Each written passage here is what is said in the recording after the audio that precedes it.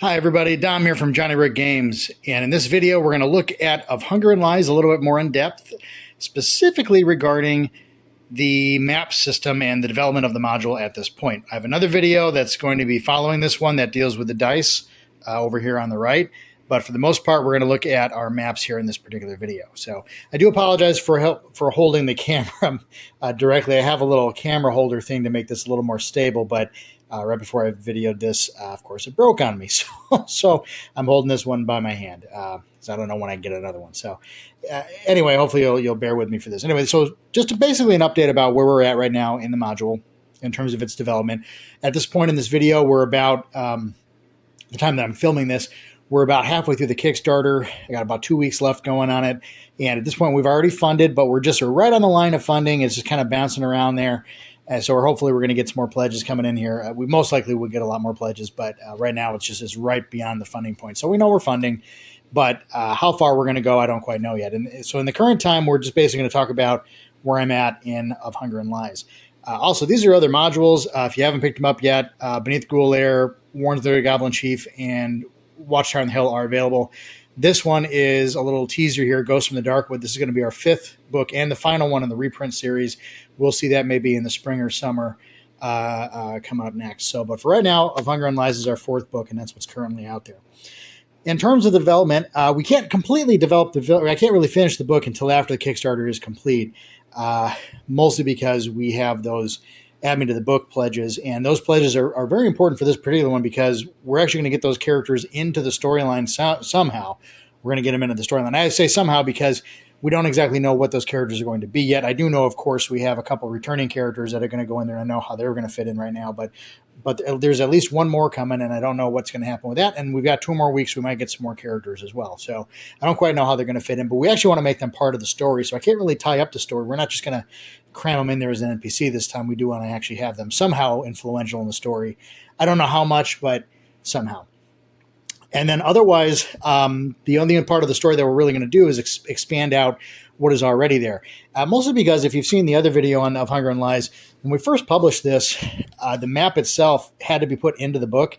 And it takes about like 8 or 9 pages out of the book just to put the map in. So we're able to take that out now. It's going to be actually separate. And this, by the way, this is the first print of it right here that we did back in 2011, I believe, 2011, 2012. And we're going to pull that map out. Now we can actually make the map an actual fold-out map. It's going to be about the same size as the one from Warren's the Great Goblin Chief, if you happen to pick that one up. So it's about a 21 by 30-inch fold-out map. And I think it's just going to be one-sided. It might be 2, but I think it'll just be one-sided for this one. Again, we don't quite know because of where we're at in the process. So let me talk about the map for just a second before I go further into the book. This is the map that I printed out. And I also wrote in all the locations that I could find out of the book.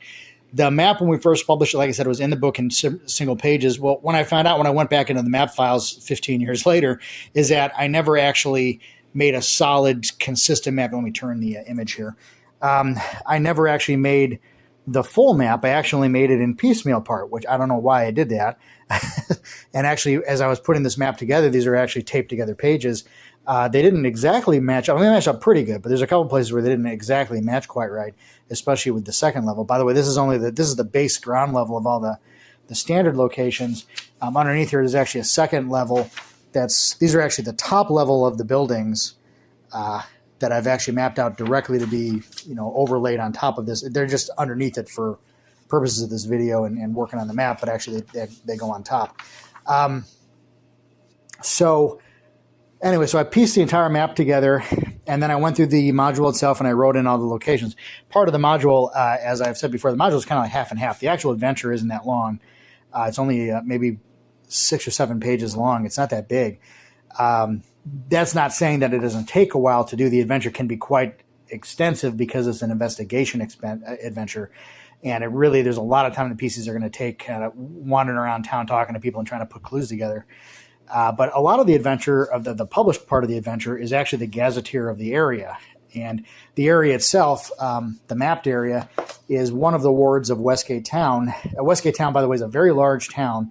I do have a much more full map of it, but it's it's huge. It's like a 5,000 or 5 to 6,000 population of this like frontier town essentially, and the town itself was I redesigned it so that not redesigned. I originally designed it so that the town itself was made to be it's sort of like a town that will be someday. The idea came to me after reading about all those like kind of like empty cities in China right now where they've built all these cities, but people haven't moved in yet because the population isn't high enough to move into those areas yet. So they're just like cities waiting for people. And that's kind of how Westgate Town is. It's in two basic, actually in three kind of parts. And there's a major like kind of lived area, but then there's this whole other area kind of the southwest of town that is just sort of like a dust bowl. There's not a lot there. They're just waiting for people to come over and move in. So it's a really, really big area. Still, though, and like the lived areas are these tight kind of, what's the word, snickleways, basically. They're really tight little like alleyways that twist and turn all over the place. And a lot of town is like that. And it doesn't even need to be. It's just the way that people have built this stuff.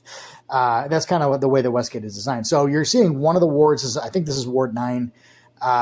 And it's sort of like a lower class area, although there are a couple of more wealthy people in the area, like specifically over here is a glass merchant, and they're pretty well off. But mostly there's like right across the street, though, are these like little hovels over here. There's these tiny little like lower class, copper and night kind of living conditions kinds of places. So it's a real twisty turny place in terms of the financial level as well as the layout itself.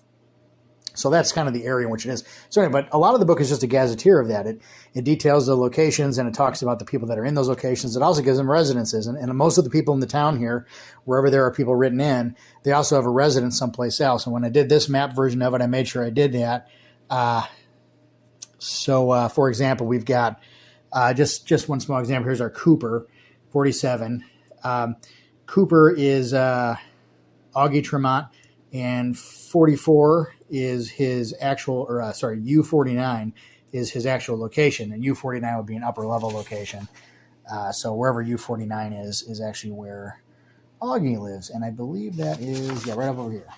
Augie's up here in U49, which is this little building that's up over here. So the Cooper works here, lives upstairs over here. So anyway, that whole place is designed like that. Not everybody lives on the map.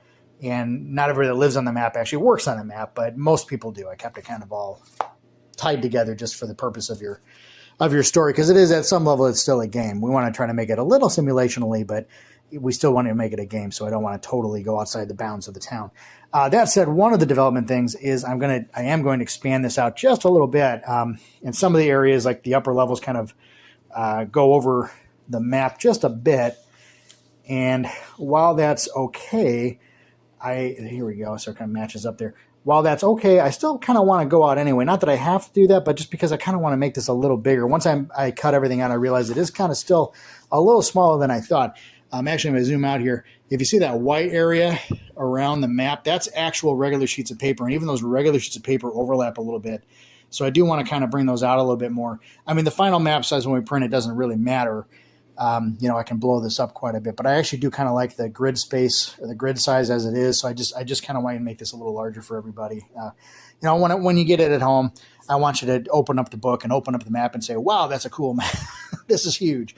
Much in the same way, I think I've said this in another video too, much in the same way that if you've ever gotten the old Mayfair Invincible Overlord box set, it's like that. That is such a cool box set. When you unfold that map, that is a wonderland of locations and places to go to, and I absolutely love that. And that's kind of what I wanted to make here, was just another kind of version of that, except with the three-dimensionality. Although even the Overlord map has dimensionality, but not quite like this.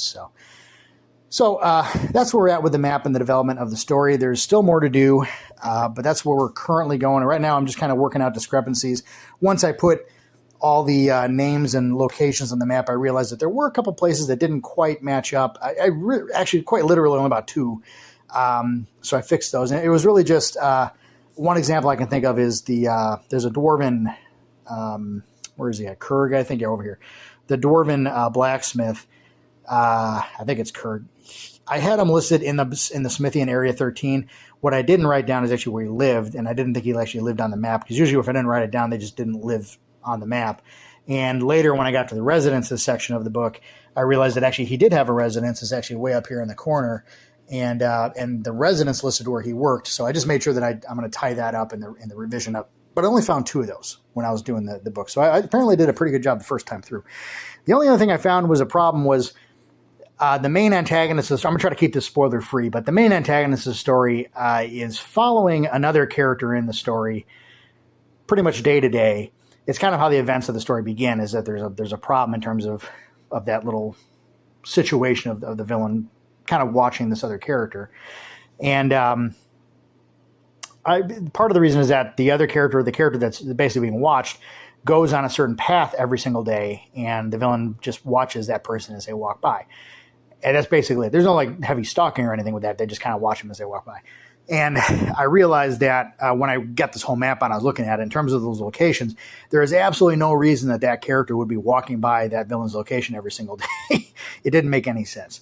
And it made sense in my head when I first wrote the story, but as I did the map, I must have did the map at a totally different time or something, and it just didn't work out. So in this new version of it, I do need to make that change, and I have some ideas about how I'm going to do that, but there needs to be some reason that NPC walks by that location, and it's either going to be making a reason why that NPC walks by or change those locations. So we might see a small revision in that respect. But other than that, everything else is pretty much as is.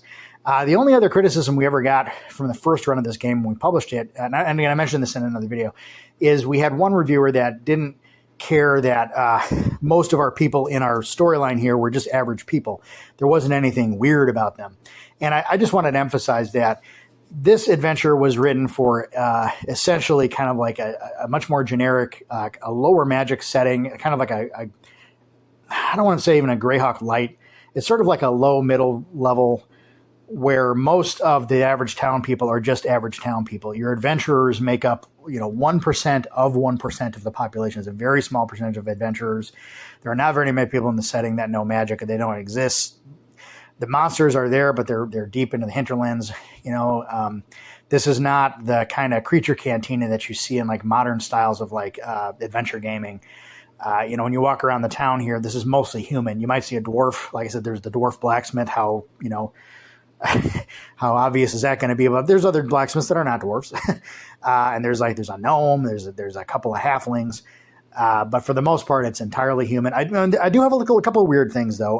One of the things about the Westgate setting specifically, although it is mostly a human setting, is that we do have some unique species in the game, like minotaurs. So we actually do have a minotaur in the game. Actually, he's here. I think he's. He's over here. Our Minotaur, he's a glass blower. so we do have a Minotaur in town. He's a glass blower. The Minotaurs are more like the Kryn Minotaurs, are sort of like a warrior, proud warrior race, but at the same time, they do crafts like glass blowing. So we do have a Minotaur, and there's a couple weird things. We do have a sorcerer that's got a little creature that he summoned in. He's in there, but otherwise, most everybody else is just a regular person.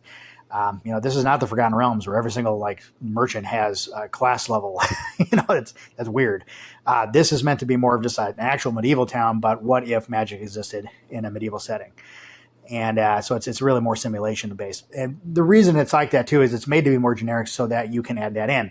I know other game products out there want to be really heavily magical and showing you all their cool, weird stuff they can cram into a game. And if you didn't want that, you have to take it out. We preferred the more reserved approach in the first place, where if you want weird stuff, you can put it in. And I've always found that to be a lot more useful than actually having the weird stuff in and trying to take the weird stuff out, because a lot of times when you make a story that has the weird stuff in, it becomes tautological to the story itself, where the story can't be untangled from the weirdness. So I found it better to just make regular stuff, more simulational stuff, and then you can overlay it with the weird. I think that's a much better design principle. So that's why this is like this. And again, we got a couple weird things, but at the same time, they're easy to take out. If you don't like our sorcerer with our weird little summon thing, you can take him out, and there has no effect on the gameplay whatsoever if he's there or he's not there.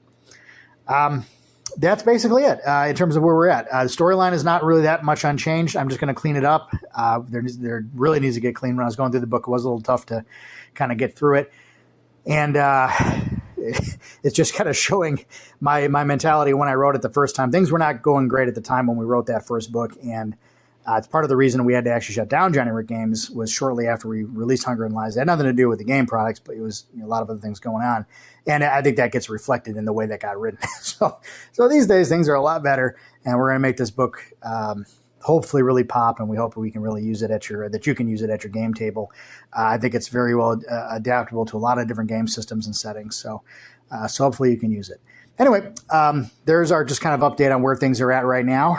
And we might update again. I just wanted to put out kind of a mid-Kickstarter video while we're marching through the campaign. And that's it from all of us here at Johnny Rick Games. Great gaming, game on, and hopefully we can see you at the game table someday.